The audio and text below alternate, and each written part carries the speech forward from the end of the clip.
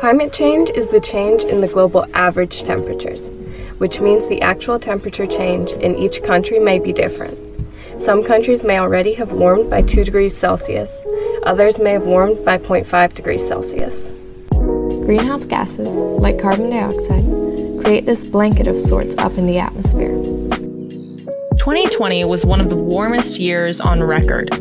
Carbon dioxide levels in the air are at their highest in 650,000 years.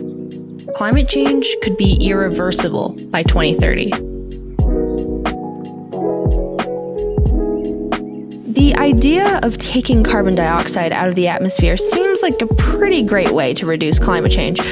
But is it really possible? And what kind of technology would we have to develop to do it?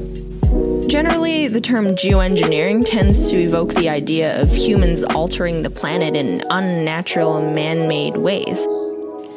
Geoengineering doesn't have to be unnatural. In fact, many methods involve using or mimicking natural processes. Reforestation and afforestation, which really just mean planting trees, are not the most efficient ways of removing CO2, but they are probably the simplest and most widely accepted.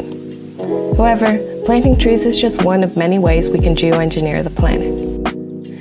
Just like you might put fertilizer in your garden to make your plants grow bigger and faster, biochemists found that you can put iron in the ocean to cause massive phytoplankton blooms, which can soak up tons of CO2 from the atmosphere.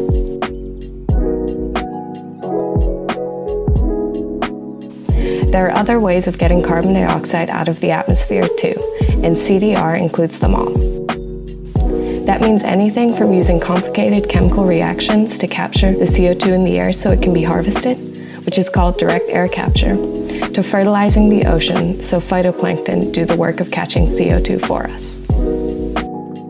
There are a lot of technologies out there for CO2 removal. It's hard to believe we still have too much carbon in the atmosphere with all these different methods getting rid of it. It may look that way, but it's important to remember that each of these technologies have trade-offs that limit their ability to be used at a large scale. For example, reforestation and afforestation sound great, but trees take up a lot of land and water.